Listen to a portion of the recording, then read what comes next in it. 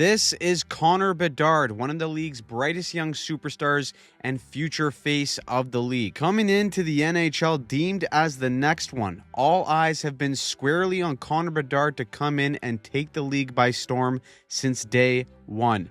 When Chicago won the draft lottery in 2023, the organization inherited arguably the NHL's best young building block since Connor McDavid.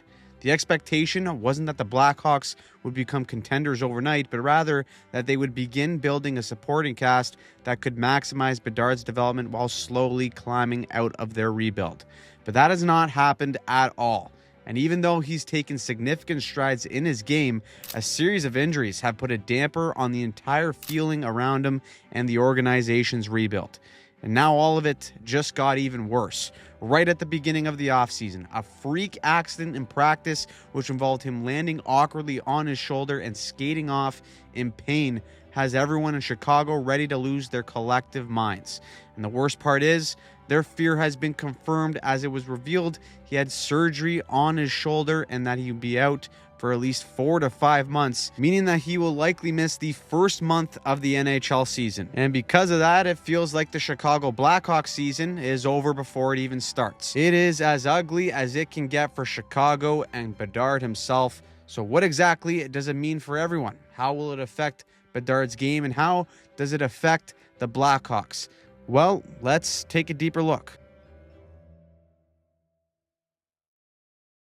Now, before we continue, today's video is sponsored by our good friends over at SeatGeek. It is the off season, but the great thing about SeatGeek is that they have tickets for every live event, from sports to concerts to live shows and more. You can get World Cup tickets on there right now, which is fantastic. The MLB season is in full swing as well, and you can get some unbelievable deals using the app just before the game, and it's really, really simple to use also. Here's how easy it is. You browse seating on the app or website, look for a scale of 1 to 10. If it's green, that's a banger. Snatch up those tickets and get into the event on a great deal. I've been using them for years. It's why they're a lock on the channel, and after everyone's done in Cancun, I'll be using them frequently to get into games and get content for you guys. They're the best by hooking us up as well. Just use code HOCKEY2026 for 10% off your next pair of tickets. All you gotta do is download the app or click it on the link below. It'll automatically apply the code to your account and you're ready to go with the deal.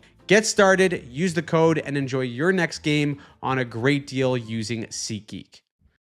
Let's start with Bedard himself and dive into where his game is at on the ice. Last season was a tale of two stories for Connor Bedard. The kid was outrageous in the first half, putting up a 1.42 points per game. At one point, he was going toe-to-toe with Macklin Celebrini for leading the league in scoring while putting the Blackhawks in somewhat of the mix to be competitive. And that's because of the massive improvements that Bedard made in his own game coming off a down sophomore year.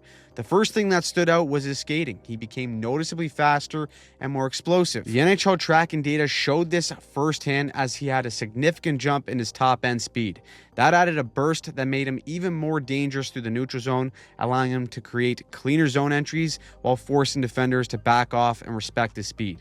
You could see it side by side with the 24 and 25 season, just how much more pop he had in his step. On top of this, he used his skating more intelligently as well. Instead of attacking defenders in a straight path, which is easier to defend, Bedard started to phase in more linear crossovers in his attack to add more deception to his approach. The second major leap came in his playmaking. Bedard has always possessed an elite shot, but this season he became just as dangerous as a passer. His vision, awareness, and ability to scan the ice before making decisions turned him into a true dual-threat offensive player. Defenders and goaltenders had to think twice before selling out to stop his shot, and that opened up passing lanes that he consistently exploited. It was a big reason why Chicago's offense, and particularly its power play, took a significant step forward when he was at least healthy. Trying to decipher in this load-up position as both a goalie and a defender whether or not this cheeky bugger is letting one fly or dishing one back door is an absolute nightmare to defend. On top of this, he also improved his defensive game. His anticipation and positioning when attacking the puck carrier put him in perfect situations to use his quick stick to create a turnover and get possession. The biggest improvement, though, was faceoffs. Getting stronger and understanding the timing and how to cheat properly on the draw with some experience under his belt allowed him to jump nearly 10% in faceoff percentage from years 1 and 2. It was looking like the hype was finally starting to translate in front of our eyes. But then it was a face-off of all things that derailed all of it.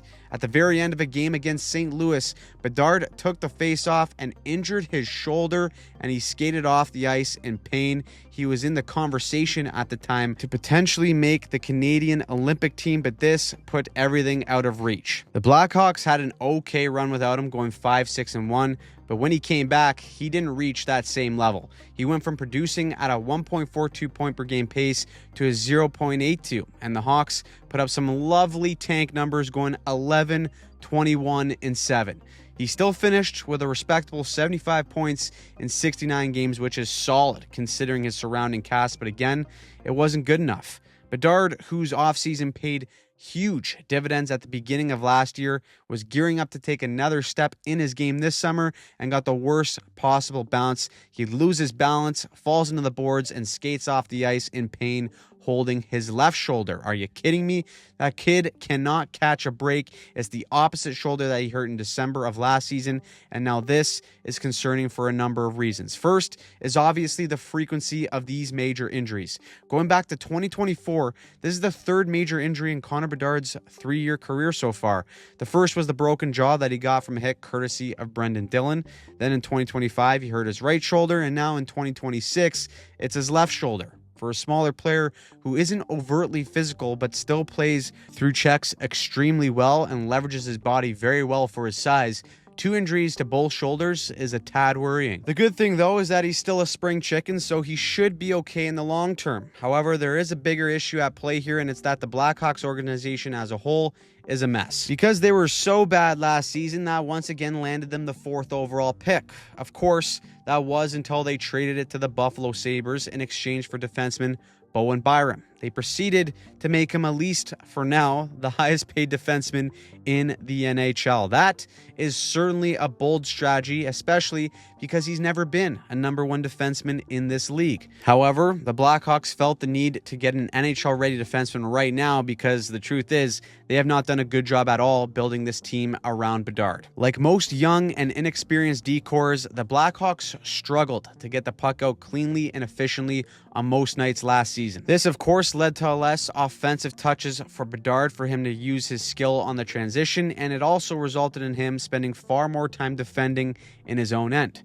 The numbers check out on that as well, as they were the 6th worst team when it came to time spent in the D zone. Now, even though there's a lot of question marks around Bo Byram, he is very effective at helping his team successfully exit the zone, ranking in the 95th percentile when it comes to exit success rate. He's more of a puck carrier than a first pass type of guy, so he will help Chicago exit the zone by using his legs. Offensively, he's going to be frequently jumping up on the rush and getting very active off the blue line and in the O-zone. All of which help give Bedard immediate help despite the risk and the price tag that came along with Byram. But now that Bedard is hurt, the season seems lost before it's even begun. Let's be honest here, the Blackhawks are one more injury away from my drunk uncle having to lace up and fill a roster spot for them, because being in a rebuild, Chicago has never surrounded Bedard with the proper talent or help to allow them to show any true signs of real improvement. They've got great young talent in players like Nazar, Leshanov, Rinzel, Frondell, and more, but the priority can no longer simply be accumulating prospects. They got to get some help on forward, and immediate help at that, and building a legitimate contender around Bedard while he enters his prime has got to be a priority. Right now, with this current lineup, they're not even close to that. Take Bedard out of the picture with an injury, and this team looks like they're on a one-way ticket to yet another lottery pick. Now, lost in all this right now is the fact that Connor Bedard is also a restricted free agent. He needs a new deal, and in the chaos of all of this is another restricted free agent who went 2nd overall behind Bedard and Leo Carlsson. He just became the highest paid player in the league thanks to an offer sheet from Philly that gave him $18 million a season over the next 5 years. So Connor Bedard could get offer sheeted, but considering the Blackhawks have more cap space than God and have legally changed their name to the Chicago Bedards, they would likely match any offer. But then this injury happened, and if I was another team, I'd throw a max contract at Bedard just to bury them even further when they try and build that support cast that they desperately need around him.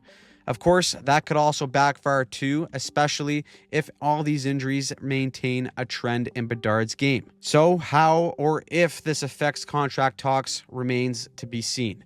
The last element, though, is pressure.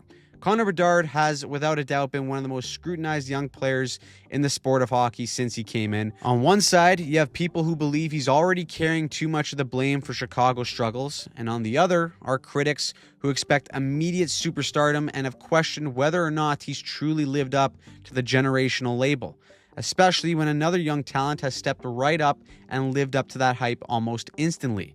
The reality, though, sits somewhere in the middle. Bedard has developed really well individually, and he's got a ton of more room to grow. But the environment around him has made his development far more difficult than it should be. Throw in 3 major injuries in as many years, and it's going to be a very difficult road back.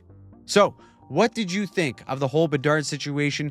Do you think these are legitimate causes for long-term concern? Do you think it affects his next contract? And more importantly, do you think it affects his play next season? Let me know in the comments down below. I'm Anthony. I do all the breakdowns for the channel. We got a ton of content coming up with the NHL offseason. If you want to stay up to date on all things NHL and dive deeper into the biggest moves, make sure you subscribe to the channel and turn on notifications so that you don't miss a single thing.